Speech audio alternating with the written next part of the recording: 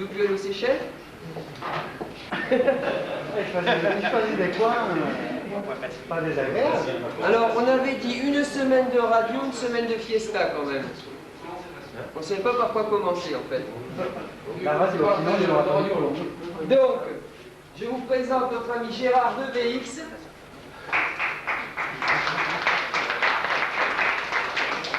Et notre ami Paul F6EXEV. Et je leur laisse la parole pour une fois, vous ne m'entendrez plus de la soirée. Que tu dis? Bon, je voulais d'abord vous dire tout plaisir que Paul et moi-même, nous avons d'être ce soir à FF1LPW pour deux raisons. Bien sûr, pour vous présenter notre activité en 7 au 8 et vous expliquer un peu comment nous avons atterri au Yémen et toutes les difficultés qu'il a fallu surmonter pour arriver au Yémen. Mais tout d'abord, moi je suis particulièrement heureux d'être là parce que je dirais que la plupart d'entre vous sont des jeunes indicativés et qu'il est toujours intéressant de voir qu'une passion qu'on a depuis des années se perpétue à travers certainement des modes de communication différents de ceux qu'on a pu connaître, mais qui dans tous les cas rejoignent notre hobby à tous et notre passion, à savoir la communication. Donc, je tenais quand même à dire au nom du Bordeaux DX Group que les DX-Man de demain et le trafic ne peut se concevoir, et l'émission d'amateur ne peut se concevoir, et sa finalité, c'est quand même le contact. Pour pouvoir trafiquer, pour avoir le droit d'avoir un indicatif, il faut avoir des bandes de fréquences. Vous savez qu'avec VAP, nos fréquences vont encore une fois être mises à rude épreuve, que des tas de gens sont en train de les, je dirais simplement lorgner, pour être poli, mais souhaiteraient nous les prendre, et que la meilleure façon de défendre des bandes, c'est de trafiquer. Alors, l'émission d'amateurs, c'est des gens qui bricolent, des gens qui réfléchissent, des gens qui trafiquent. Et dans l'ensemble des modes. Ça va depuis Oscar et autres, jusqu'à ceux qui font du 160 mètres, ça va depuis le paquet en passant par la télégraphie pour apporter des sujets qui à certains moments ont ému quelques passions dans la région. Dans tous les cas de figure, tous les modes et tous les moyens d'expression pour la radio, la chose qu'il faut faire, c'est occuper nos bandes. Sinon, nous ne sommes pas présents sur nos bandes sont prises. Il faut bien l'avoir dans la tête. Et donc, tout mode de trafic, je dirais le bienvenu. Alors, je souhaite, moi, que le maximum de gens qui passent de l'indicatif actuellement, il faut reconnaître que la pépinière de l'émission d'amateurs en Aquitaine, on la trouve aujourd'hui dans votre club. Je dirais qu'avoir des indicatifs, c'est bien, trafiquer aussi, c'est pas mieux, c'est aussi bien. Et que dans tous les cas de figure, au sommet, pour moi, une chose qui est intéressante, c'est le DX. Je pense que tout le monde n'a pas forcément envie de faire du DX. Vous verrez tout à l'heure, on va écouter des bandes enregistrées au Yémen, quelle forme de trafic en plus est le DX sur ce style d'expédition, où vraiment les échanges sont réduits au strict minimum, ça se limite à un 5-9. On peut dire quel est l'intérêt d'aller dans un plus lointain pour faire 25 000 QSO pour dire toutes les 30 secondes 5-9, 5-9, 5-9. Bon, c'est un plaisir pour moi. Alors, le Yémen, pourquoi le Yémen? Le Yémen, c'est, pour ceux qui font du DX, tous ceux qui l'abordent, vous savez qu'il y a un classement mondial qui s'appelle le DXCC. On le démarre avec 100 pays et au monde, chaque pays du monde a un indicatif spécial, un indicatif avec un préfixe. Et il y a des fanatiques de par le monde, sur l'ensemble des 3 millions de radioamateurs aujourd'hui qui vivent de par le monde, dont la passion c'est de contacter le maximum de pays. Il faut savoir que depuis que les Anglais avaient quitté le Yémen, c'est-à-dire depuis 1962, lorsque les Anglais ont quitté Aden, l'émission d'amateurs a été interdite dans la République arabe du Yémen, un peu autorisée, mais dans la RPDY, c'est-à-dire dans la République populaire démocratique du Yémen, l'émission d'amateurs était interdite. Si bien qu'au fil des années, ce pays a progressé dans ce qu'on appelle la liste des XCC pour faire partie de ce qu'on appelle les 3 pays qui étaient les plus recherchés au monde, à savoir l'Albanie, la Birmanie et le Yémen. Pourquoi? Puisque ça faisait maintenant 20 ans que plus personne n'avait pu émettre du Yémen. Presque 30 ans, c'est vrai que je viens de me prendre. 30 ans que personne n'avait pu contacter le Yémen. Pour une raison simple, c'est qu'une fois que les Anglais sont partis du Yémen, donc de la République populaire du Yémen, elle est devenue sous l'obédience communiste et que les Russes qui avaient transformé Aden en une de leur principale base navale s'opposaient à ce que quiconque ait fait de l'émission là-bas. C'était pas faute de demander. Lorsque nous sommes arrivés au Yémen avec Paul, nous avons été reçus par le ministre des Télécommunications là-bas, nous avons trouvé la pile de toutes les demandes qui s'accumulaient depuis des années pour avoir une licence d'émission au Yémen. Il y en avait du roi de Jordanie, qui est l'indicatif J-1, il y en avait d'un certain nombre de clubs, aussi bien du club de l'université de Moscou que de clubs américains, que de clubs japonais, et avec, je dirais, des propositions un peu dithyrambiques. On proposait des stations complètes, on proposait des tas de choses. Donc je dirais que le côté pécunier de l'affaire n'était pas ce qui pouvait intéresser les Yéménites à donner une licence. Alors, nous avons la chance à Bordeaux d'avoir parmi les radioamateurs de la Gironde quelqu'un qui ne trafique pas beaucoup parce qu'il n'est pas souvent ici, qui est FE1JBR, et qui est le directeur général du ministère de l'OPT de Djibouti, c'est-à-dire l'équivalent du ministre des PTT de la République de Djibouti, qui est l'indicatif J28 Para, et qui, lorsqu'il est à Bordeaux, est FE1JBR, si vous l'entendez sur le relais, sachez qu'il a une licence. Et la première fois qu'il est venu à Bordeaux, c'était en 1985. Nous l'avons reçu, un certain nombre de radioamateurs de Bordeaux, nous avons pu réunir le jour où nous avons reçu son passage. Et on lui a dit, pourquoi toi, tu n'essayes pas de nous avoir une licence au Yémen, puisqu'entre Djibouti et le Yémen, il n'y a que le bas du golfe d'Aden à traverser, et entre pays musulmans, c'est peut-être plus facile que nous, toute la France. Et vous connaissez tous, je dirais, les négociations, dans ce style de négociation, on nous a dit, pourquoi pas. Voilà. Et les années ont passé. Alors je dirais tous les ans, chaque fois que je voyais Hassan, je disais Hassan, on est où pour notre licence au Yémen, qu'est-ce qu'il faut faire? Il me disait, bah, ça va, t'inquiète pas, ça ira, on verra, c'est pas le moment, on faudra voir, on verra. Et ça a duré comme ça jusqu'en juillet 89, où en juillet 89, il me dit, ça bouge au Yémen. À l'époque, il a été très évasif sur la notion de bouger au Yémen. On l'a vu depuis ce qu'avaient fait les deux républiques, la République arabe et la République populaire se sont réunies. Elles sont réunies le 22 mai dernier. Mais donc déjà, il y avait quelque chose qui bouge au Yémen. Alors, il me dit, écoute, ça sera maintenant ou jamais. Nous étions en juillet 89. Il est revenu à Bordeaux en octobre et il me dit, fais une demande officielle. Donc, je fais une demande officielle et je dis dans tous les cas de figure, je n'irai pas tout seul au Yémen. Donc, Paul se propose de venir avec moi. On fait une double demande. On l'a fait le 23 octobre. Je sais qu'on lui radiorait comme les guerrières, se connaissent tous ces détails. On l'a fait donc le 23 octobre et on nous a dit, très bien, la demande est partie. Ça a duré jusqu'au mois de janvier. Au mois de janvier, j'ai eu un premier coup de fil du Yémen. On nous a dit, le Parlement de la République populaire démocratique du Yémen étudie à quoi peut servir l'émission d'amateurs. Donc, ils autorisaient, les députés locaux là-bas, c'est une diète, autorisaient leur ministre des PTT local, c'est-à-dire le YTC, Yemen Telecommunication Company or Corporation, à envisager à quoi pouvait bien servir l'émission d'amateurs. Il faut dire que c'est important puisque ces pays où il n'y a pas d'émission d'amateurs ont dans tous les cas de figure des besoins de fréquence. Et lors de la réunion de VARC, ils ont un droit de vote, comme tout le monde.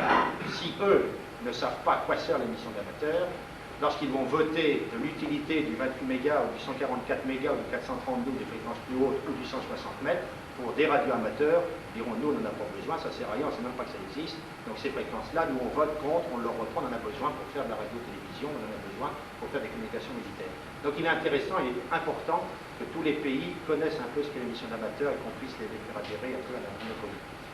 Donc déjà c'était une première victoire que le Parlement envisage l'émission d'amateurs.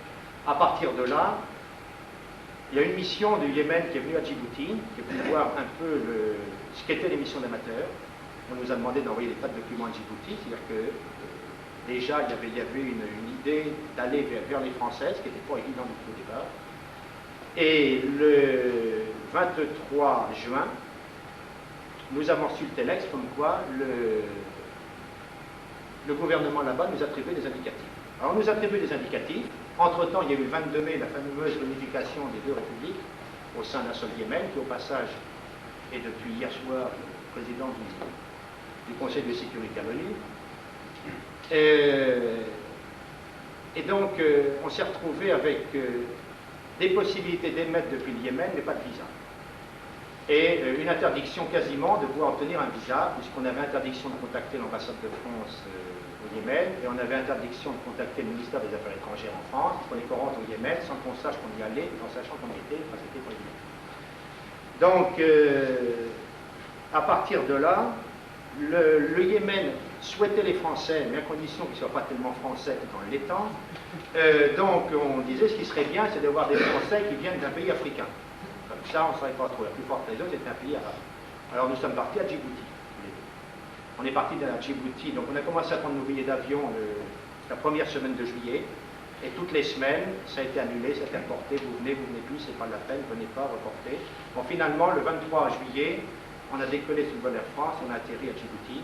On est resté une semaine à Djibouti, c'est vrai que vous allez voir quelques photos sur Djibouti d'abord. Une semaine à Djibouti, en faisant tous les matins, je dirais, le pied de grue devant le consulat général de la République du Yémen. Et finalement, au bout de 3 jours, on a eu nos visas, nous avons pu rentrer au Yémen. Nous avons été les premiers étrangers à avoir un visa de mission officielle et les premiers à expliquer ce qu'était une mission d'amateur et installer une station là-bas. Alors, je vais vous passer les photos. Je vais le mettre par là. Et puis essayer de vous les commenter. 7 au 8A, c'est l'indicatif que nous avions là-bas.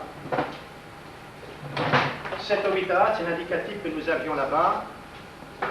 Il faut savoir donc que pour ceux qui sont néophytes en la matière, le Yémen avait 2 indicatifs. La République du Yémen du Nord avait le préfixe 4W, la République du Yémen du Sud donc, avait le préfixe 7O. Il faut savoir que nous avons eu 7 au 8AA, premier indicatif attribué officiellement à des étrangers au Yémen. Voilà, ici nous sommes à Djibouti, nous sommes chez J28AA, ceci donc est Hassan Mohamed Hassan, donc J28AA à Djibouti, directeur général des PTT là-bas, et qui est F1 JVR à Bordeaux, il habite après ça à Lormont. Bon, nous sommes chez lui, nous étions arrivés le matin même, nous étions déjà en liaison avec le Yémen, par téléphone avec le ministre des PTT d'Aden, pour ça on a. Nous étions là-bas pendant une semaine, à Djibouti. Qu'est-ce qu'on fait des radioamateurs pendant une semaine dans une ville? Ils n'ont rien d'autre à faire qu'attendre un visa, mais ils se promènent, ils cherchent les antennes pour essayer de trouver des copains. On avait l'indicatif J20X à Djibouti, mais nous n'avions évidemment pas d'émetteur et il fallait qu'on trouve quelqu'un pour trafiquer. Ça, c'est l'antenne de Hassan. C'est une ville 3 éléments classique, c'est une PH3. Voilà la première antenne qu'on avait repérée. Là, on était tout content. On dit ça y est, on a trouvé une station, on va pouvoir les trafiquer. Et là, vous voyez, il y a une magnifique 6 éléments. Et une fois devant, on a dit là, il y a tout ce qu'il faut, on va pouvoir trafiquer comme des seigneurs de la France. Et lorsqu'on est arrivé devant la porte, et des fois on est devant la porte, on avait marché arrière, parce que ça c'est l'ambassade de France à Djibouti. Alors évidemment, c'est pour là que vous pouvez aller trafiquer. Donc on est revenu à notre hôtel, ça c'est l'hôtel Sheraton à Djibouti. Et donc le lagon de Djibouti, pour ceux qui connaissent un peu. On se promenait là-bas, évidemment, on nous avait prêté une voiture. Nous étions en mission officielle et Hassan avait un peu peur de nous laisser tout seuls conduire dans les rues de Djibouti alentour. Alors il nous avait donné une voiture des Nations Unies. C'est pour ça que vous voyez qu'on a le macaron des Nations Unies, ce qui nous permettait de passer les contrôles de gendarmerie là-bas absolument sans problème. Alors voilà une deuxième antenne qu'on a repérée. Ici, ce bâtiment-là, c'est l'OLP. C'est l'ambassade de l'OLP à Djibouti. Et à côté, il y avait cette antenne. Bon, il semblerait, puisque nous n'avons plus voir l'observateur, c'est un militaire qui ne trafique pas en télégraphie. Je n'ai même pas pu voir son indicatif. La grande place de Djibouti, vous voyez qu'il y a un légionnaire ici. Et ici, vous avez le café sur laquelle a été mitraillé, où il y a eu des bombes déplacées il y a maintenant un mois ou un mois et demi. Elle était donc la grande place de Djibouti, derrière le banc. Là, excusez, c'est la vert. Bon, il y a une ou deux qui a force de passer le vert. Bon, c'est les grandes rues de Djibouti, ça vous donne une idée de la ville, tout en terrasse. Nous y étions au mois de juillet, on s'est pris un orage, et lorsqu'il pleut dans ces pays-là, il pleut, on n'a pas d'eau parce que c'est vraiment la forme de l'Afrique, mais il pleut. Le marché de Djibouti. La place centrale, vous voyez, avec un rappel à l'ordre immédiat sur le sida avec traitement. Et toujours, en température, pour vous donner une idée, nous étions le 23 juillet, 24, 25, 26 juillet, puisque nous sommes rentrés au Yémen le 28 juillet, température qui avoisine les 50, 45, 50, 60 degrés en fonction de l'heure de la journée. Là, nous sommes donc sur la terrasse de J28 de TY. Nous avons réussi à trafiquer Djibouti depuis 2 stations, depuis chez J28 TY et chez J28 DL. Là, on a fait les photos des 4 points cardinaux de façon à ce que vous puissiez voir un peu comment se présente la ville de Djibouti. Vous voyez que ce sont des tas Ça, c'est l'ancienne mairie du temps de l'époque coloniale. Donc vous voyez un peu qu'il n'y a pas d'immeuble haut, que la rade est tout de suite là, et que ça respire quand même pas l'opulence. Derrière les montagnes du fond, c'est l'Éthiopie. Derrière les montagnes ici nous sommes déjà en Éthiopie. Et de l'autre côté, les Somalies. Donc voilà la station de J28TY, la station que nous avons opérée. Vous avez ici J28HE, il avait reçu son indicatif le matin, vous ne l'avez pas encore trafiqué, et J28TY qui est donc Patrick qui est derrière Paul. Ce sont des militaires, bien sûr. Bon, l'antenne, toutes les antennes que nous avons vues à Djibouti, aucune, sauf celle de J28DN, la de Rotor, elles sont toutes fixes vers la France. Donc là où il y a la ville, fixe vers la France, et autour, les dipôles 40 et 80, et donc la terrasse sur laquelle nous étions précédemment. Moi-même à la station. Nous avons fait 1300 QSO depuis en 2 après-midi et demi depuis chez J28TY et J28DN. Ça, c'est J28DN. C'est le secrétaire de l'association des radioamateurs de Djibouti, le président étant J28A. Et c'est un garçon charmant. On voit qu'il a pas mal d'années de colonie. Et il travaille à DDE. Nous sommes chez lui donc avec son fils. Et nous sommes le soir avec son épouse et lui, puisqu'on avait passé l'après-midi chez eux. On les avait emmenés le soir, dîner au restaurant d'hôtel, parce qu'à Djibouti, il y a un seul restaurant à l'hôtel. Et on a écouté de la musique cigane. Alors, là, nous arrivions déjà le vendredi soir, nous arrivions déjà le jeudi soir. Donc le jeudi soir, le lendemain, vous savez que dans les pays musulmans, je dirais que le vendredi c'est notre dimanche, c'est-à-dire que personne ne travaille. Et le vendredi, nous sachions à ce moment-là, nous savions bien que nous prenions l'avion le samedi. On avait les visas, on avait les billets d'avion partout au Yémen. Donc la journée du vendredi, on l'a passée en brousse. On a fait 150 km autour de Djibouti, nous avons fait tout le pourtour du golfe de Djibouti, nous sommes allés jusqu'au lac Hassan et à Tadjoura, à travers une zone volcanique, vous allez la voir assez bien. Alors là, ce n'était pas des moutons, c'était un troupeau de dromadaires, de chameaux. Donc là, vous voyez bien l'entrée de la rade, bon, on n'a pas de carte, mais enfin, vous savez que Djibouti, c'est au bout de la Corne de l'Afrique. Et il y a tout un renfoncement qui fait l'avantage de cette rade qui permet d'avoir des navires dans le profond, en particulier des bases navales. Et donc là, nous sommes sur la partie sud de la Corne. Toutes ces montagnes autour, ce sont des volcans. Il faut savoir que le dernier en activité était en 86, il y a quand même eu un certain nombre de morts. Vous verrez le volcan, ben, on commence à voir donc, la lave partout. Il faut savoir que, donc, vous le voyez à l'allure du paysage, qui est tout noir. Alors là, il fait 60 degrés. Et vous verrez tout à l'heure le volcan qui est en éruption 86, nous allons aller le grimper avec Paul. Alors, la route est construite, donc, cette route-là a été offerte par l'Arabie Saoudite, celle qui fait le tour de toute la rade. Enfin, la rade, c'est un grand golfe. Dans le fond, là-bas, ce n'est pas une plage de sable, c'est le lac Assal. Le lac Assal a la particularité d'être un des points qui, avec la mer Morte et puis un autre lac, je ne sais plus le nom, dans les Rocheuses canadiennes, d'être en dessous du niveau de la mer. Donc nous sommes en dessous du niveau de la mer, et là, ce sont de la croûte de sel. Alors il faut savoir, nous sommes en dessous du niveau de la mer parce que dans les temps immémoriaux, il y a eu ici une éruption volcanique qui a séparé un bras de mer qui a fait ce lac à l'intérieur. Bon là, ce sont donc, c'est du sel, hein, c'est du sel gel qui se ramasse par terre, qui est fait par le vent. C'est pas des roses des sables, c'est du sel, c'est des cristaux de sel.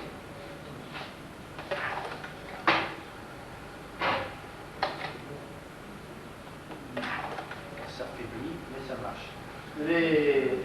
Bon, ici, vous avez les habitations des pêcheurs. Là, nous sommes vraiment à un des points les plus chauds de l'Afrique. Hein. Nous sommes, à ce niveau-là, nous sommes à peine 50 km de la frontière entre l'Éthiopie et la Somalie, tout à fait dans l'extrême pointe de la République de Djibouti, et il fait vraiment ici très très chaud. Pour vous donner une idée de la couche de sel qu'il y a au-dessus de l'eau, vous voyez que les camions passent dessus. Il y a une épaisseur assez importante. Ceci dit, moi je ne serai pas en voiture, parce qu'à certains moments, les roues peuvent quand même passer à travers.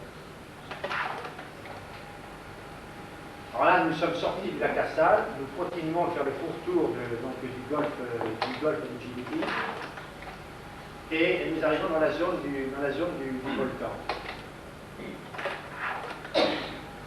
Alors vous voyez déjà les fissures de la... On est sur la route, là, face en bord de route, ils ont fait la route par en dessus. Vous voyez donc les crevasses et les fissures de la lave qui s'est solidifiée. Mais ça vous donne une idée de ce que donne une couche volcanique. Alors le volcan, vous voyez très bien le dôme caractéristique là-haut. Hein. Donc on a essayé d'avancer dans les bouillies, on n'a pas été jusqu'en haut, à la fois vu la chaleur et vu le temps. Mais il faut voir que ce volcan-là, je répète, hein, c'est pas les monts d'Auvergne, vous voyez bien ici, c'est pas les monts d'Auvergne, c'est un volcan qui est rentré, alors personne ne l'attendait, en éruption en 86. Ce qui prouve que là-bas, cette région sur les failles, c'est toujours d'activité. Voilà, nous sommes complètement à l'opposé de Djibouti, donc on a fait le tour complet du golfe, et nous sommes à ce qu'on appelle Tadjoura. Alors que Tadjoura était le premier poste sur lequel les Français ont établi un comptoir en 1800. Donc ça a été le premier emplacement sur lequel les Français ont pris pied.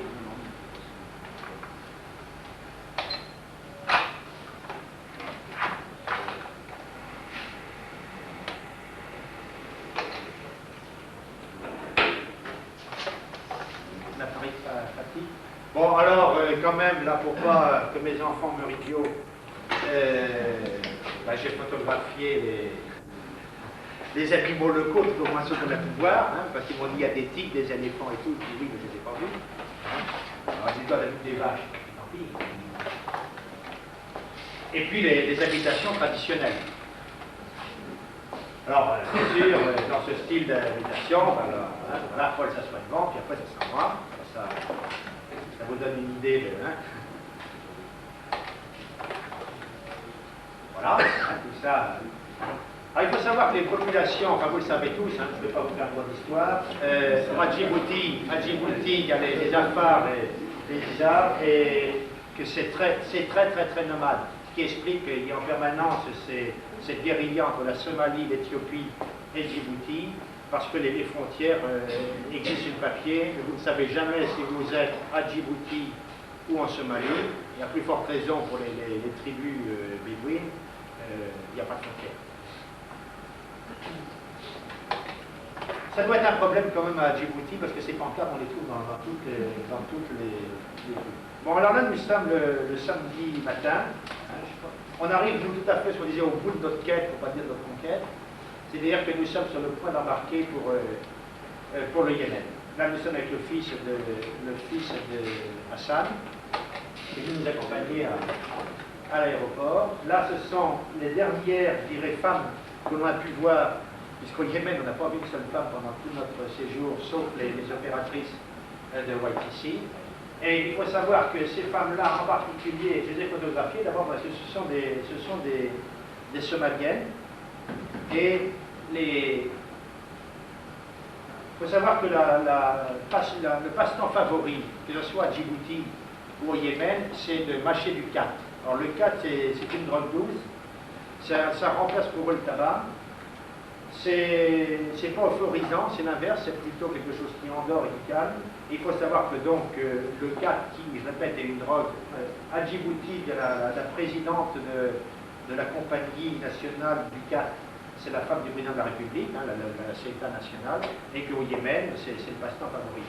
Et au Yémen, il n'y a rien qui pousse, donc tout le khat est importé d'Éthiopie et de Djibouti, et chaque fois qu'il y a un avion qui part du Yémen de Djibouti vers le Yémen, eh bien, à bord, 80% de la cargaison qui est mise dedans, le fret, c'est du khat.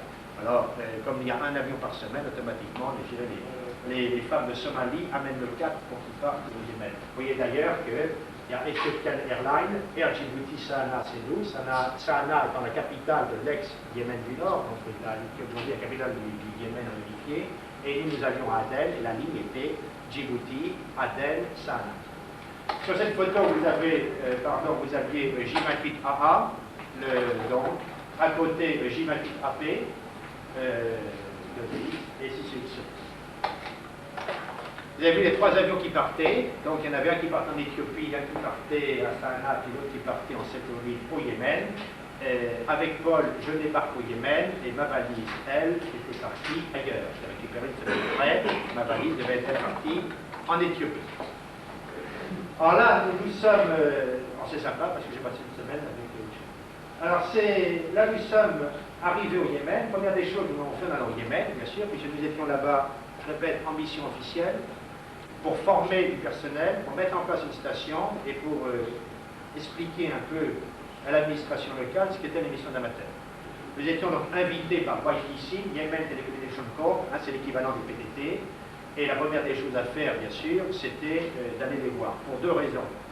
D'abord parce que c'est eux qui devaient nous donner la licence, et que sans YTC, on ne pouvait pas aller là-bas, qu'ils étaient garants de notre présence sur place, et qu'ensuite, tout le matériel que nous avions expédié, nous avions expédié, grâce à Kenwood France, qui nous l'avait offert immédiatement dès qu'on les a contactés, un TS 950 et un TL 922, plus par GES Nord, on avait expédié donc 100 mètres de coax, 100 mètres de câble, tout l'outillage, parce que tout l'outillage au Yémen, il n'y a strictement rien. C'est-à-dire que si vous voulez un boulon, vous amenez le boulon, vous n'en avez pas. Si vous voulez une rondelle, vous amenez la rondelle, vous n'en avez pas. Si vous voulez de la soudure, c'est pareil. Vous l'interdisez sur une clé de 8, un ruban de scotch, vous amenez tout. Alors, je ne parle pas si vous voulez un pylône ou un rotor d'antenne ou une ville 3 éléments.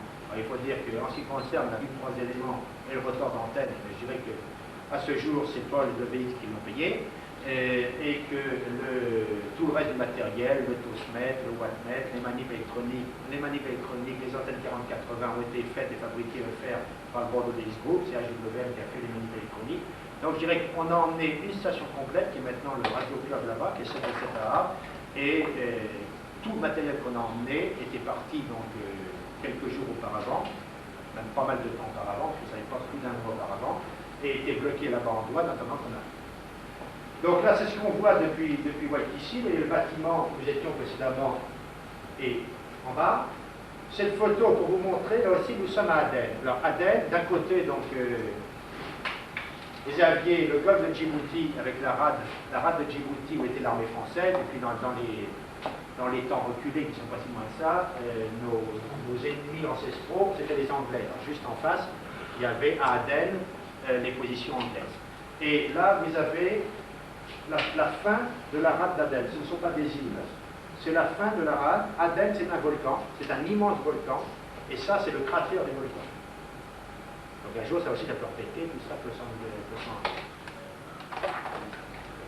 Donc, là, nous sommes dans YTC. Vous voyez que le ministère est assez étalé, puisque le bâtiment est tout à fait en bas maintenant. Mais vous voyez qu'il y a des antennes, qu'il y a des radeaux, des ensemble de choses. Là, nous sommes à peu près à la hauteur du bâtiment, du training center, dans lequel nous avons installé etc. Bon, on ne voit pas tellement. C'était la photo qu'on avait prise du drapeau du Yémen pour prouver à la RRL et prouver à l'ITU qu'il y avait bien une seule république, parce qu'il faut savoir que lorsqu'on a démarré depuis le Yémen du Sud, la plupart des gens n'avaient pas encore voulu admettre Vous n'avez pas lu dans la presse que le Yémen était réunifié depuis 2 mois. Je crois qu'aujourd'hui tout le monde le sait, je répète, parce qu'ils ont pris la présidence du Conseil de sécurité. Et là, on a dit, nous, on va faire une photo du drapeau qui flotte au Yémen. Ils vont dire que ce n'est plus l'ancien drapeau de la République populaire, mais un nouveau drapeau pour les. Ça, c'est le bâtiment administratif. Si vous faites des demandes de licence au Yémen, sachez que c'est dans ce bâtiment-là, c'est pas un garage, c'est le bâtiment administratif où se trouve Anwar Quran, qui est donc le directeur du service administratif et de tout ce qui est les radio regulations, qui donne la licence. La licence est là, je dois pouvoir faire. Là c'est un autre bâtiment de 7 et 7. Alors, vous avez en face ici, nous sommes avec le ministre des PTT de la République populaire démocratique du Yémen. Il faut savoir que sans ce garçon, nous ne serions pas allés au Yémen.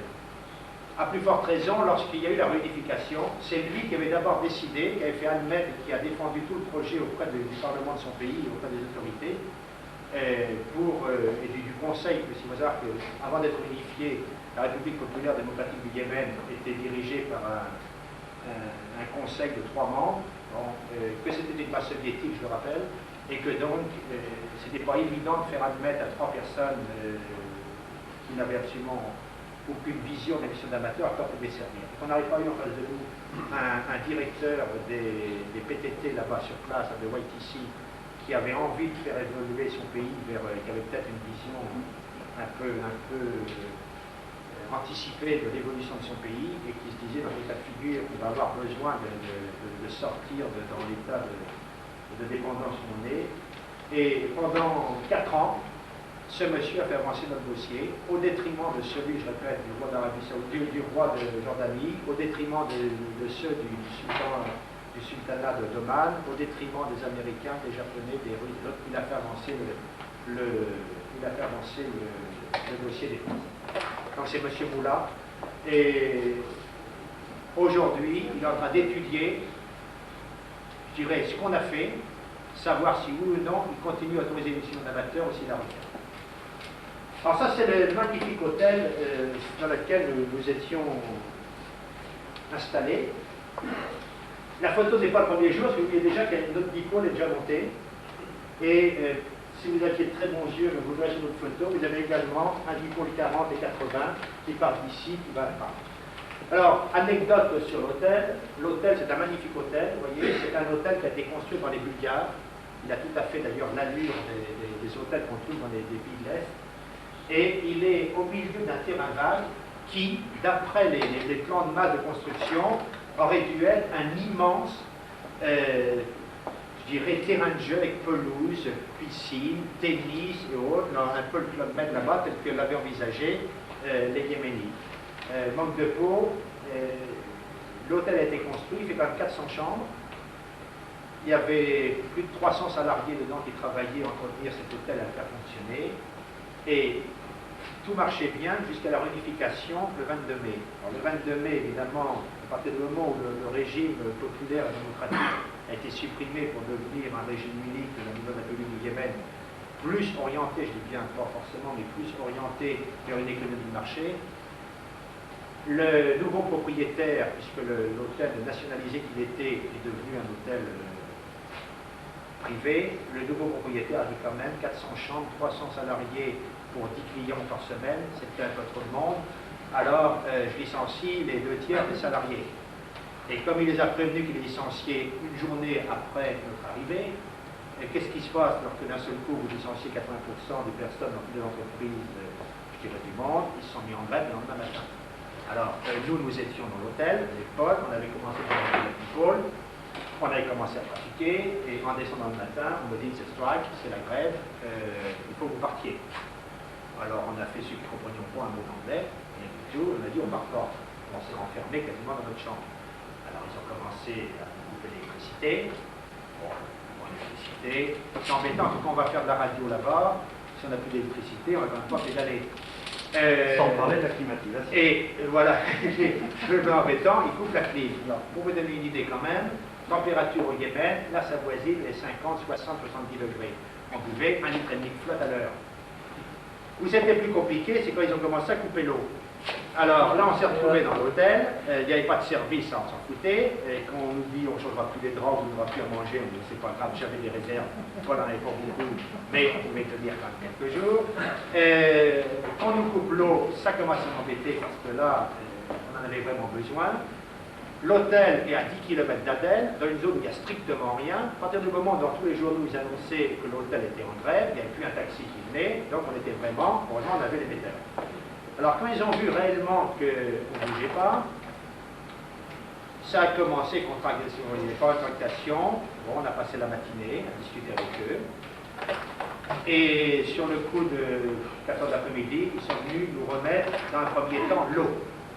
Alors, là, tout le monde a bien rigolé, on l'a dit par radio, ils ont proposé de nous remplir la baignoire de flotte pour qu'on puisse boire la baignoire d'eau. C'est une solution. Au moins, on ne pourra pas. Alors, ça nous a fait rigoler parce que, avant de partir, quand même, comme tout le monde français que nous sommes, on s'est pointé ici à l'hôpital qui est pas loin d'ici, et puis on nous a fait toutes les piqûres et tous les médicaments et tous les trucs pour toutes les maladies qu'on peut attraper dès qu'on parle, je prononce un mot un peu tropical. Et alors si on vous a du thé, vous exigez qu'on fasse le thé devant vous, il faut que l'eau soit bouillie, vous mettez une pastille pour décontaminer. Bon, au bout de 2 jours, quand même, comme on n'avait plus qu'à boire l'eau de notre baignoire, avec l'eau urinée, on a dit, quitte à être malade pour être malade, je préfère pas pleurer le soir, on s'est mis à boire l'eau du robinet d'abord, et on n'a jamais été malade. Alors, donc le soir, ils nous ont mis la flotte, et 1 heure après, quand même, ils nous ont mis l'électricité, ils ont vraiment compris qu'on partait pas. Alors nous avons séjourné pendant 2 semaines entières dans un hôtel qui par contre lui était en grève, en permanence. Et nous avons par contre recommencé à manger qu'au bout de 3 jours, où là quand même on a dit qu'il faut qu'on trouve un système pour aller bouffer un peu dans le centre-ville ici, pour raconter ça tout à l'heure. Donc ici voilà donc la station, les premières photos que vous voyez, donc le 922, le 950, les pilotes, on est plein de bonne volonté, on dit on va monter dans la vigne sur le toit. Alors ici, vous avez donc Anwar, Burhan et Hamel, qui sont les 2 personnes qu'on a formées. Anwar, je le fais donc le directeur de... C'est le monsieur Georgian Yemen, c'est lui qui donne toutes les licences professionnelles et autres. Et Ahmed est l'ingénieur responsable du training center du centre de contrôle, du centre d'écoute général du Yémen. Et ce sont 2 très hauts fonctionnaires de la République. Et là, vous avez tous les pylônes qu'on avait prévus pour monter sur le toit. Et on démarre, on commence à grimper sur le toit, notre premier pylône. Alors là, c'est facile parce qu'il se démonte en là. Puis lorsqu'on arrive avec le boom, il ne rentrait pas dans l'ascenseur. Alors, on a dit, c'est pas grave, le boom, il ne passe pas par l'ascenseur, on va le monter par l'extérieur de la terrasse. Et vous l'avez vu sur l'hôtel tout à l'heure, le sommet et le restaurant. Donc, pour accéder au restaurant, on peut y passer par la terrasse. Mais lorsqu'on a voulu accéder nous, à la terrasse, on a dit le restaurant explose, il est fermé parce que l'hôtel est en grève. Alors ils n'ont même pas voulu nous ouvrir la porte de l'hôtel pour qu'on traverse avec notre mât. On a essayé de le monter avec des ficelles par la façade, ça n'a pas été possible, il n'y a rien, puisque l'hôtel en plus a un peu une forme de parallélépipède à l'envers, donc du haut de la terrasse on ne voit pas les chambres en dessous. Alors finalement, on a dit tant pis, avec l'indicatif exotique qu'on a et le nombre de monde qui nous cherche, on met simplement un dipôle. Au passage, vous avez vu que le dipôle il est fixé uniquement sur le toit du bouche d'aération de l'hôtel. Donc on n'avait strictement rien pour faire des points d'ancrage sur la toiture, vous voyez. Et donc là on a une corde, simplement une corde pour le tenir, puisqu'on a fait strictement, on savait que ça serait difficile au Yémen de trouver de quoi se faire aider. Mais il n'y avait strictement rien, il n'y a que la ficelle qui est là, il faut savoir cette corde qui est là, la corde qui était sur le chauffeur taxi, qui servait à accrocher ses valises sur le toit de son taxi, qu'on a négocié avec lui pour qu'il nous la prenne pendant la durée de notre séjour, parce qu'on n'avait même pas une corde pour pouvoir attacher le pilote. Tel qu'il était monté l'antenne, vous voyez que nous sommes juste en bordure de mer. Là, c'est l'océan Indien, hein, c'est la fin du golfe d'Aden, Waitisi est là-bas, et ça c'est l'antenne de radome de Waitisi. Donc, la fin du golfe est là-bas, donc nous ici, nous sommes pile sur l'océan Indien. En face tout droit, il y a Madagascar, ou il y a ce qu'on veut, l'Antarctique. Ça veut donc dire que toutes les moussons, puisque nous étions en juillet août, vous savez tous que ça fait des moussons, je dirais qu'ici on prenait ce qu'on appelle les queues de traîne de moussons, et tous les soirs, on avait des orages secs. C'est-à-dire qu'il ne pleuvait pas, mais ça pétait, et il y avait beaucoup de vent. Et le dipôle tel qu'il était là, et ben, je ne le vois plus, pourtant il aurait dû être là, non, il est de l'autre côté. Le dipôle il vient tourner tout seul avec le vent. Donc souvent dans la nuit, il fallait qu'on regrimpe sur le toit de l'hôtel par des chemins plus que détournés à travers les façades pour pouvoir remettre notre antenne vers la France. Pourquoi? Parce que là-bas, sur toutes les fréquences, 24 heures sur 24, à 9 plus 40, on entend des Japonais. Vous mettez sur 40 mètres, sur 20 mètres, sur 15 mètres, sur 10 mètres, vous entendez des Japonais. Il faut savoir qu'aujourd'hui, il y a 1 200 000 Japonais licenciés à ce jour, et vous connaissez tous l'anecdote, et lorsque vous parlez avec un Japonais, il y en a 2 qui viennent d'avoir leur examen. Donc vous n'avez aucune chance de contacter tous les Japonais pendant votre vie.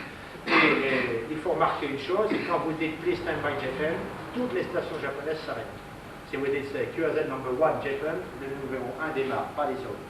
Et si on ne veut faire que des Japonais, je répète, on a fait 19 833 vaisseaux, on n'a pas réussi à faire des 20 000, on pouvait faire 20 000 Japonais, 19 833 Japonais. Et c'est là qu'on mesure la différence entre un pays où il y a beaucoup de monde. Je ne dis pas qu'ils sont meilleurs opérateurs que peuvent être les Français, que peuvent être les Italiens, parce que lorsqu'on est de l'autre bout, les Italiens savent très bien trafiquer, les Français savent trafiquer, les Espagnols, les Allemands, les Européens ne trafiquent pas plus mal que les autres. La seule chose, c'est qu'ils sont beaucoup moins disciplinés. Si on est moins discipliné, on pense qu'avec des kilowatts en gueulant plus fort, on passera avant tout le monde. Lorsque vous avez 1 million de radioamateurs qui démarrent sur 40 mètres, si tous les Japonais s'y mettent en même temps, s'ils ne sont pas disciplinés, personne ne fait le vaisseau. Il faut savoir qu'on a fait des stations japonaises qui avaient 5 watts, on a fait des stations QRP, des stations novices, que donc, avec la discipline, on arrive à faire passer tout le monde. Mais à certains moments quand même avec un dipôle, je dirais Paul et moi-même, comme on a l'habitude d'écouter, on voyait tout de suite que notre antenne avait tourné à la façon dont on recevait les Japonais. Donc on commençait à perdre des signaux des Européens. Donc là, vous avez l'antenne 40. Alors, l'antenne 40 et 80, c'était des dipôles qui avaient été taillés par Francis et 6 BUP, et je dirais taillés au millimètre près, pour que ça résonne pile, qu'on n'ait pas de taux ni rien. À Bordeaux, c'était impeccable, bien tendu sur son toit, dans son jardin, que ce soit lui ou HWM ou OKE ou ZF, tous ceux qui avaient testé les antennes, c'était impeccable, ça marchait du feu de Dieu, Gérard, t'as qu'à les brancher. Bon. Quand on les a branchés avec Paul, on avait 3 tos. Alors, parce qu'on n'avait pas pu les tendre comme eux, on les avait accrochés sur un bout de bois, montés comme ça. Alors, qu'est-ce qu'on fait dans ce cas-là? Vous avez tous taillé les antennes et rien, la même émetteur, vous avez commencé à les raccourcir. Et puis, vous voyez ce qui se passe. Alors, moi, j'étais sur le toit, on n'avait pas de calcul, hein, bien sûr. J'étais sur le toit, 3 étages plus bas sur la façade, il y avait Paul qui venait me crier, c'est bon, c'est venu, ça baisse, ça remonte, attention. Et là, à un moment, on a dit, c'est bon, on a un taux à peu près bon. On a pompé sur 40-80, on a fait des tas de pays sur les 5 bandes, on a fait des tas de Français, y compris en particulier les Bordelais, sur les 5 bandes, et on avait des signaux, ce qui pouvait être simplement des dipôles. Et je répète aussi, anecdote quand même, parce que vous allez dire, oui, vous aviez l'indicatif, ça c'est vrai, mais vous aviez la puissance. Non, parce que pour avoir la puissance, le 922, c'est pas les 2 kW dedans. Mais la première fois où on a branché le 922, on a fait disjoncter tout l'hôtel. Donc c'était embêtant. Alors, on l'a fait disjoncter parce que la ligne, la prise qu'on avait ne supportait pas donc l'intensité qu'on fait dessus. Donc, à partir de là, qu'est-ce qu'on a dit? On a dit, on va essayer de la brancher. On a regardé dans la pièce où est-ce qu'on pouvait la brancher. Tu la laisses là, je te la spéciale. On a dit où est-ce qu'on va la brancher. Pour la brancher, le seul endroit où il y avait une arrivée de courant fort, c'était sur la climatisation. Alors, on l'a branché à la place de la climatisation. Alors, je ne sais pas si vous avez été dans les chambres d'hôtel, mais on trafiquait 24 heures sur 24. Nous trafiquions exactement 22 heures sur 24. C'est-à-dire qu'on avait des quarts comme à l'armée, et quand il y en a un qui dormait, il réveillait l'autre, et ainsi de suite. Bon, on s'arrêtait simplement pour aller déjeuner, puisque au bout de 3 jours, on n'avait pas pu, comme il n'y avait plus de service dans l'hôtel, il n'y avait plus qu'on aille se ravitailler dans l'Aden. Donc, on avait trouvé un circuit au point avec un chauffeur taxi, vous allez voir tout à l'heure, qui venait nous chercher à 13h, et il devait nous ramener à 14h. Et il venait nous chercher à 20h, il nous ramenait à 21h. Donc, pendant tout le reste du temps, jour et nuit, nous étions actifs. Et donc, en pleine nuit, parce que pour faire du 80 mètres en pleine nuit, on a contacté la France, on a contacté le Venezuela, on a contacté l'Angleterre, on a contacté le Japon, les États-Unis, l'Argentine, l'Australie, sur les 5 bandes, avec bien sûr des heures bien précises pour savoir quand ça se lève, vous savez tous les baselines, quand ça se lève à un endroit, on s'y met pour le faire. Bon, mais pour trafiquer à ce moment-là, on était obligé de couper la clim. Bon, un ampli de 2 kW, il y a quand même des ventilateurs qui en plus vous envoient pas mal d'air chaud. une température en pleine nuit quand même qui voisine encore les 50 degrés, une pièce où il y a un émetteur qui chauffe et pas de climatisation, c'est clair, la température passait les 60 degrés dans la pièce de la nuit, et je dirais que c'était assez embêtant à supporter ce soit la fin. Alors ça c'est la première chambre qu'on nous avait proposée à l'hôtel. Bon, alors, bon, c'était sympa, on savait que le Yémen ça allait être un peu dur. Vue sur la mer quand même, un balcon, vue sur la mer, grand confort et deux. On a pris notre chambre après. Ils nous ont donné un peu plus confortable, tandis que celle-là qui était exposée plein sud, donc en fait elle était un peu rudimentaire. Il faut savoir qu'au Yémen, vous avez deux styles d'hôtels. Vous avez les hôtels qu'on appelle les hôtels avec drap ou les hôtels sans drap. Ça ne veut pas dire, quand vous prenez un hôtel avec drap, ne pensez pas qu'on va vous changer les draps tous les jours. Ça veut dire qu'on met un drap sur le lit, quelqu'un depuis 6 mois. Ça dépend si les gens ont envie de changer ou pas. Et d'autre part, dans ce style d'hôtel, c'est pas le cas. Cet hôtel-là était l'hôtel pour touristes. On n'avait pas le choix, c'était celui-là ou aller dans un hôtel de fond. Il n'y a pas d'eau du tout au Yémen. C'est une notion qu'on se met dans la tête aussi. C'est un pays qui n'a aucune rivière. Il n'y a aucune végétation. Toutes les rivières qui descendent du Yémen du Nord, de l'ex-Yémen du Nord, de la région de Sahana, où là il y a pas mal de végétation, il y a pas mal de torrents de montagne. Lorsqu'ils arrivent au Yémen du Sud, ça commence à être plat, et les sables, avant d'arriver à Aden, tous les sables absorbent l'eau. Donc il n'y a absolument pas d'eau au Yémen. Ce qui veut dire que les conditions d'hygiène sont assez rudimentaires. Et ben, de l'eau, c'est de l'eau, ça sert à beaucoup de choses. Alors, faut un peu faire avec. Et à partir du moment où il n'y a pas d'eau et qu'il n'y a pas de végétation, il n'y a pas non plus beaucoup de combustible. Il n'y a pas de bois. Alors on récupère tout. Et je dirais que il n'y a pas de cochon non plus, hein. Il n'y a pas d'animaux, hein. Il n'y a pas de vaches.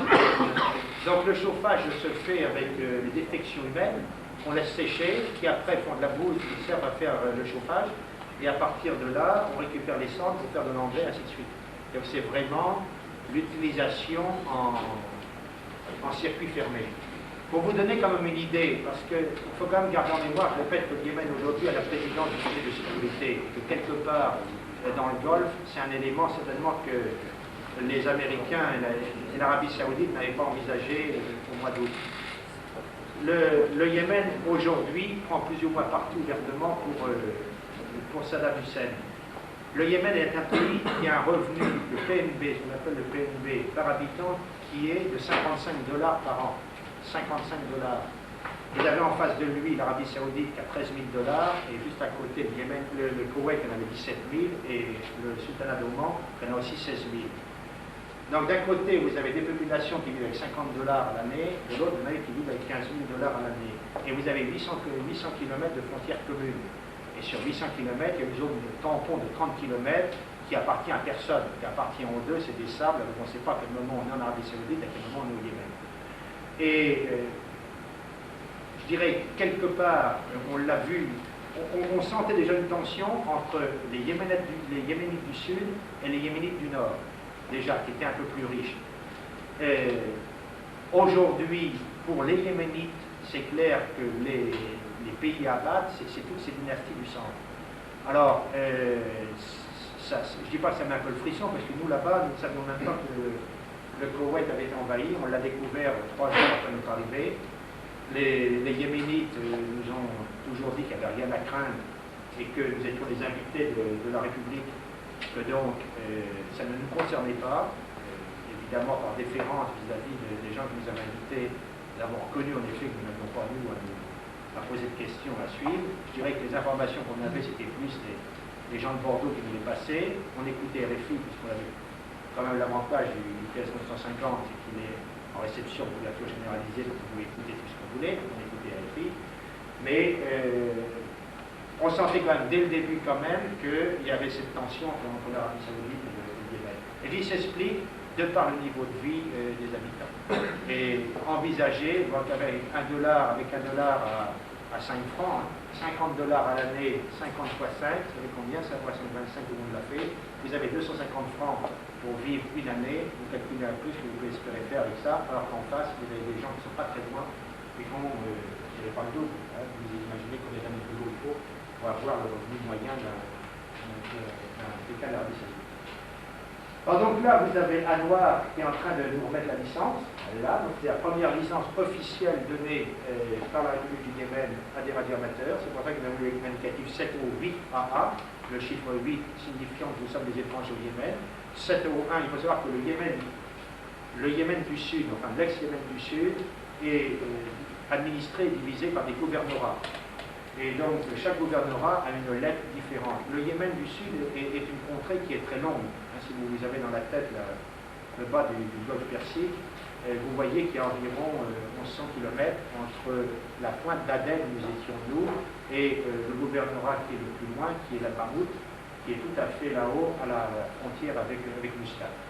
Et donc 7O1 c'est Aden, 7O2 c'est Haï, 7O3 c'est... Et au fur et à mesure qu'on va, je dirais, vers l'autre côté, on monte en numéro. 7O7 les clubs, c'est pour ça que le radio club là-bas a eu 7O7A, 7O8 les étrangers, 7O9 n'est pas attribué, 7O0. Bon, donc là, nous sommes dans les tout premiers jours. Vous le verrez au fur et à mesure où la station se monte. Là, vous voyez qu'il n'y a que le TS950 qui est monté et on commence à trafiquer.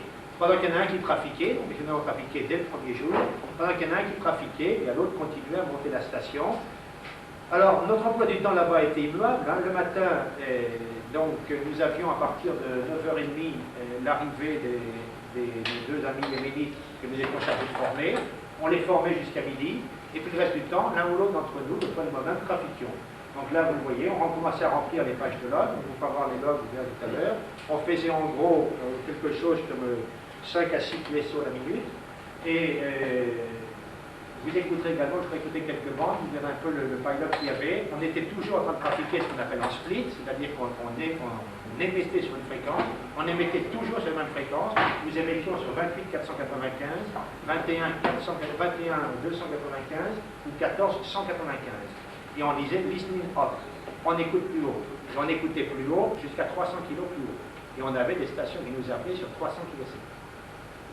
Et ça n'arrêtait pas. Et ça a été comme ça lorsqu'on est parti, on avait toujours autant de monde qui nous appelait, on en avait mis 20 000 dans le log, on en avait toujours autant qui nous appelaient le dernier jour que le premier jour. Il faut savoir, anecdote, donc on a monté notre station le premier jour, on installe tout, on tag les dipôles, comme je vous ai dit.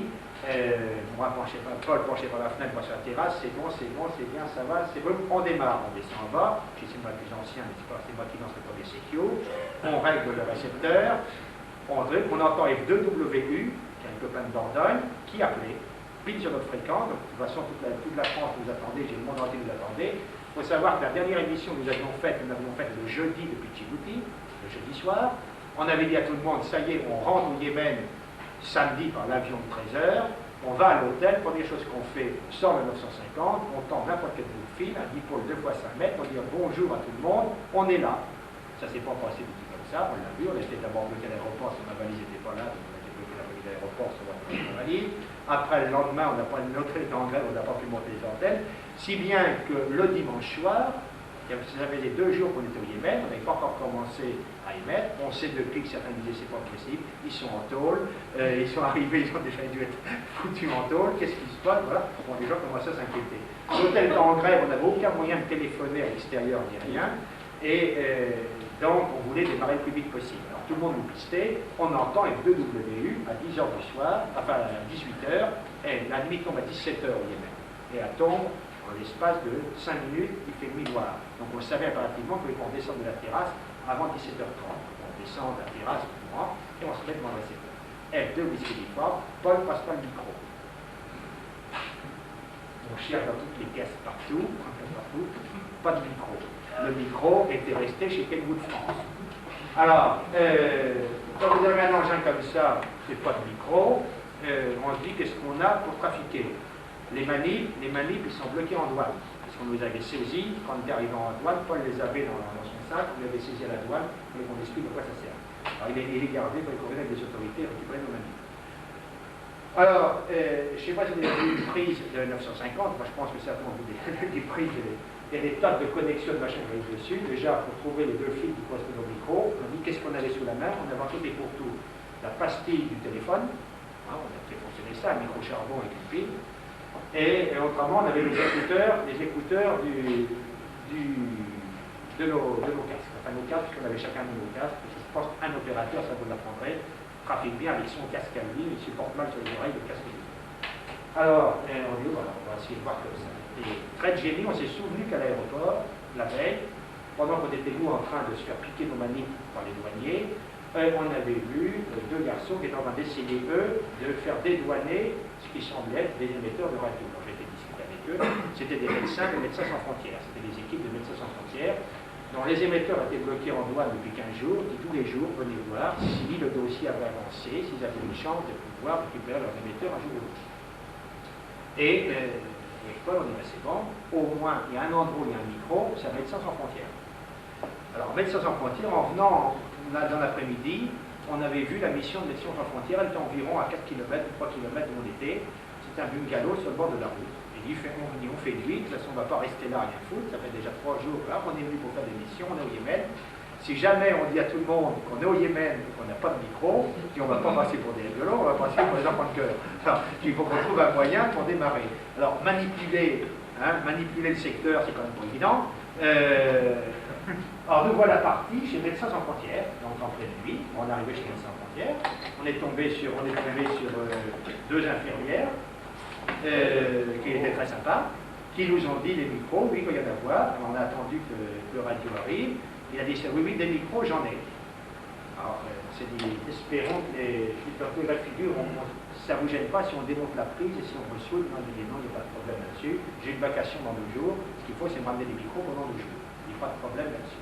On lui a ramené des micros exactement 1 semaine après que nous soyons partis. C'est-à-dire que le micro, ça a été 3 semaines. Mais entre-temps, on avait trouvé des micros ailleurs. Enfin, eux avaient trouvé des boucles de micros qu'on avait pu leur rebrancher chez eux. Si bien qu'avec les micros, le micro de Médecins sans frontières, nous venons à l'hôtel, là il y a à peu près 21 heures, 2 whisky uniformes, on n'appelle plus depuis longtemps souvent, et grosse discussion avec Paul, comment brancher notre micro sur le 950 sans tout démonter l'intérieur, ni rien, sans on n'a pas la prise qui va dessus, il faut que je me souvire en l'air. Bon, je passe les noms d'oiseaux qu'on s'est jetés tous les deux en dessinant toutes les combinaisons. Toujours est-il qu'à un moment, à 22 heures, je ne bouge pas, ça doit marcher. En effet, ça ne marchait qu'en box, mais ça marchait. Dès qu'on gueulait, de toute façon, comme on n'avait pas la notion d'appuyer sur la main en permanence. Et on a lancé notre premier et unique CQ de 21 jours. On a passé 3 fois, CQ, 7 Oscar 8, Alpha, Alpha, Corée. C'est revenu par derrière aussitôt, E-A4AV. Donc on a lancé un CQ, sur un CQ on a fait 20 000 cuissons. Quand on arrêtait, on revenait, on disait y a-t-il quelqu'un? Et il y en avait qui répondaient ok, il va faire grave. On n'avait même pas besoin de dire qu'on était tellement les gens nous pistaient partout. Et donc on a contacté E-A4AV, c'était le premier caisson qu'on a mis dans le log, sur 15 mètres. La nuit était tombée, et on dit à Pablo, tu appelles Bordeaux, tu téléphones à tel numéro, on a fait téléphoner à 6 BLP, tu dis qu'on a démarré, puisqu'on n'entendait pas un Français sur 15 mètres, avant de l'avoir découpé, et qu'on passe sur 1495. Et on a changé, donc on a fait 15 QSO, 20 QSO sur 21, vous verrez tout à l'heure qu'on a fait la diapo du premier lot, et on est passé sur 20 mètres. Sur 20 mètres, on n'a même pas besoin de lancer CQ, il y avait déjà des gars qui nous appelaient. Et on a fait, le tout premier français qu'on a mis dans le log a été, moi je ne sais plus qui c'était le premier français, enfin, le deuxième a été F3DJ, le troisième a été F6 BNP, et après on a fait tous les bordelais dans la foulée, puisque la fréquence 145-450 avait fonctionné, et en l'espace d'un quart d'heure, on a fait tous les bordelais, et une fois qu'on a fait les bordelais, les Français ont su, parce que c'était les téléphone de la France qu'on avait démarré. On a eu des questions à peu près sur notre indicatif pendant un quart d'heure, 20 minutes. Certains nous ont dit, vous êtes des pirates, vous n'êtes pas là-bas, c'est pas vrai, vous n'y êtes pas. Tout le monde les a fait taire. Et après, je reconnais qu'on n'a eu absolument aucun brouillage sur notre fréquence. Et on a aligné les QSO, un jour de temps. Voilà, on est en pleine nuit, vous le voyez. C'est toujours les tout premiers jours, puisque l'ampli n'est toujours pas des bonnes sorties. Vous voyez que les bouteilles d'eau, par contre, commencent. Il ne faut pas croire que c'est des bouteilles d'évian. C'est des bouteilles en plastique qu'on remplissait dans notre réserve et qu'on buvait. Alors, il faisait tellement chaud que les bouteilles étaient là-bas devant la climatisation. On essayait de refroidir un peu l'eau devant la clim. On buvait une bouteille d'un litre et demi, on la buvait à l'heure, ou 2 litres à l'heure. Là, ce sont les tout premiers essais, vous voyez, les tout premiers essais, cette nuit encore, si la lampe a allumé, c'est cette nuit, les tout premiers essais avec l'ampli. Vous voyez que l'ampli, pour l'instant, est encore mis sur la chaise, et que là, on allait se brancher, on était sur la clim. Après, pour trouver une prise, pour pouvoir brancher l'ampli sur la prise, c'est simple, on était dans la chambre d'à côté, on avait 400 chambres pour nous tout seul, avec une pince coupante, et on a récupéré la prise de la clim de la chambre d'à côté pour la mettre sur le ampli. Et c'était la meilleure solution. Alors, le trafic, les verres d'eau, le trafic, les cartons, on y va, là, vous allez voir pas mal de photos, puisqu'évidemment, on n'a fait que trafiquer jour et nuit, et former nos opérateurs. Alors vous verrez des photos avec le sigle du Northern California, du Bordeaux des Group, du UREF et autres. Puisque je rappelle une raison d'information, c'est-à-dire que nous avions emmené là-bas la totalité, je dirais, du matériel nécessaire de station. C'est-à-dire qu'on avait emmené un callbook, on avait emmené des QSL, on avait emmené des logs, on avait emmené des bouquins, des radios-rêves, des QST, des tas de revues qu'on leur a laissées.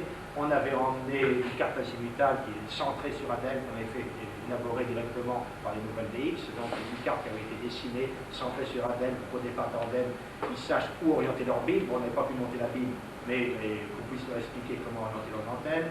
On avait fait calculer par ordinateur, on avait tous les programmes ordinateurs qui nous donnaient la totalité des conditions de propagation sur les différentes bandes 24 heures sur 24 pendant toute la durée de notre séjour.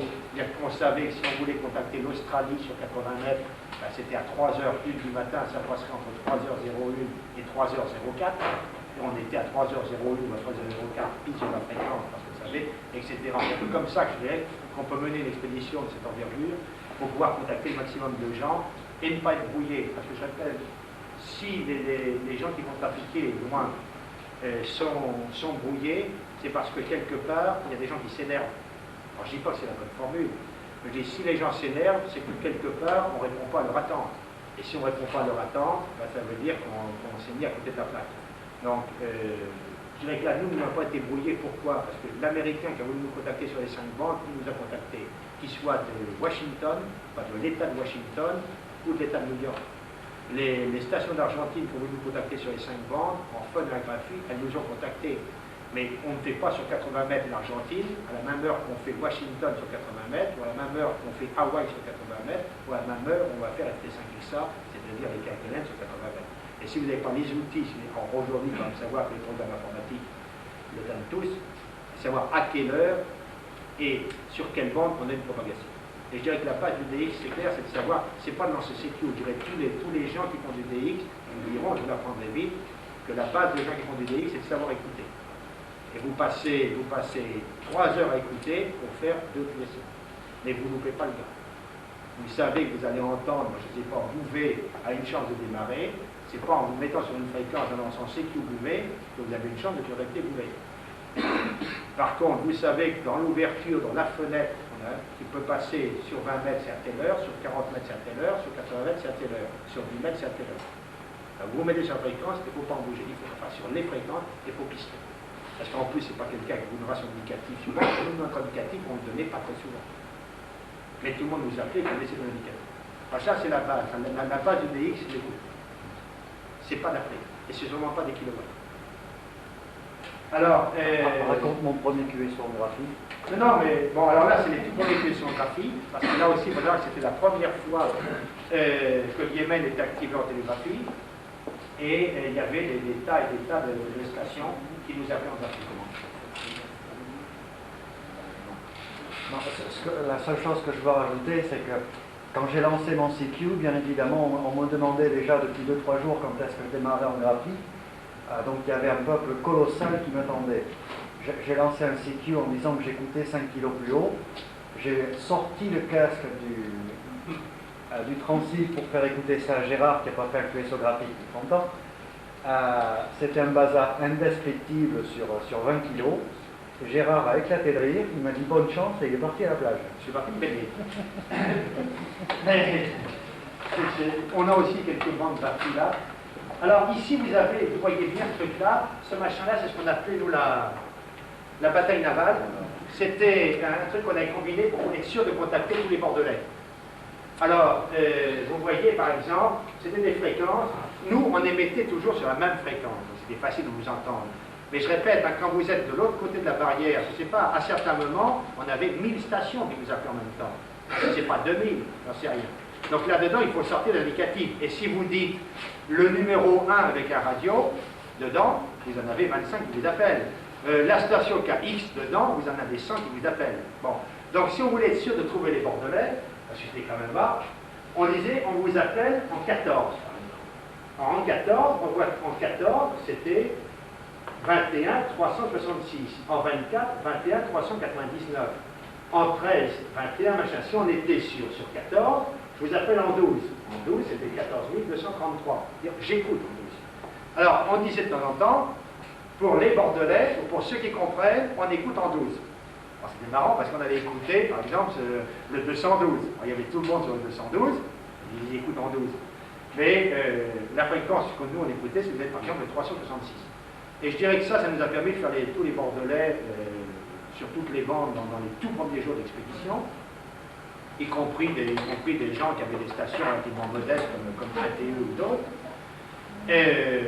On a fait le PW sur 4 bandes, je crois, au passage. Donc, ça c'était la première des choses. La deuxième des choses pour faire les Français, et là je me suis bien amusé, parce que je disais, j'appelle par exemple les Français sur la Sarthe. Alors la Sarthe, c'est-à-dire que j'allais les écouter en 72. Ou je les appelle sur la Savoie, 73, j'écoute sur Savoie, ou j'écoute, bon, voilà, donc il y a des départements.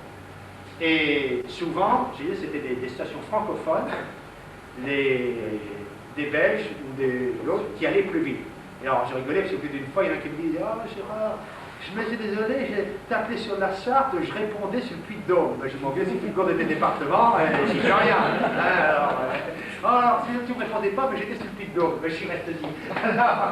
Bon, et on s'est amusé comme ça, et c'était pas évident de sortir tout le monde. Et on a quand même fait, pour vous donner une idée, on a fait plus de 1300 Français, ce qui est extraordinaire, parce que trouver 1300 Français qui sont pas mécaniques, c'est pas évident. On a fait plus de 6000 Américains, on a fait près de 5000 Japonais, mais on a quand même fait 1300 Français. Et je trouve que c'est pas mal parce qu'on a fait beaucoup de stations FB1 sur la bande des 10 mètres. Et là, on réussissait à faire taire tout le monde parce que je prenais que FB1 pendant un quart d'heure, donc il n'y avait pas on prenait personne d'autre. Et je dirais c'est pareil, ce qu'on appelle diriger un pilote, c'est ne pas se faire déborder par le pilote. Et vous verrez que les expéditions qui font un trafic qui débite beaucoup, les opérateurs savent toujours diriger leur pilote. C'est-à-dire que si vous dites que vous prenez que le chiffre 1, il ne faut jamais prendre un 2.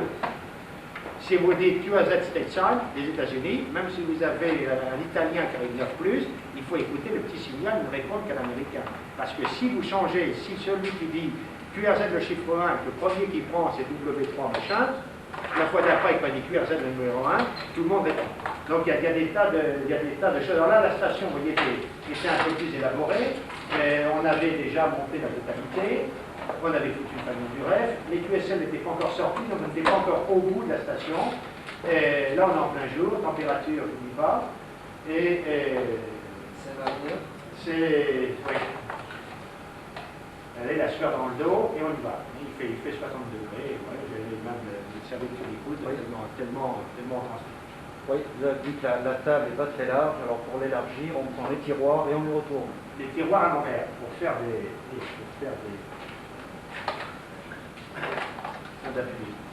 Là, je venais de recevoir ma valise. Alors j'étais content, ça fait une semaine que je n'ai pas ma valise, je reçois ma valise, et puis je me mets en tenue adéquate. Et c'est le jour même où le Koweït est envahi.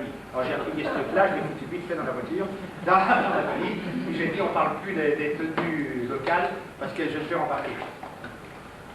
Donc là, vous voyez, alors ici vous avez ce que vous parliez tout à l'heure, hein, vous avez Decline, centré sur Aden, qui nous donnait donc exactement à quel était le moment de la tombée de la nuit sur la bande des 80 mètres. Et on savait à quelle heure exactement il y avait les levées de soleil et les couchers de soleil dans les pays qu'on voulait contacter. Bon, et des QSL qu'on avait emmenés pour leur laisser là-bas. Certains m'ont dit c'est pas possible, vous avez déjà reçu des QSL là-bas. J'ai dit oui, ils nous ont trouvé, ils nous ont envoyé des boîtes postales et tout, on a déjà reçu des QSL là-bas. Non. Donc tous ces QSL-là, étaient des QSL de nos stations qu'on avait amenées, bon, le QST, vous voyez. et toujours la station.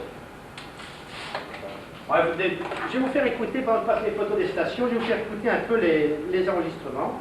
Stand by 31, Window Gallon Charlie, stand by. Listen for station who Ahmed is calling.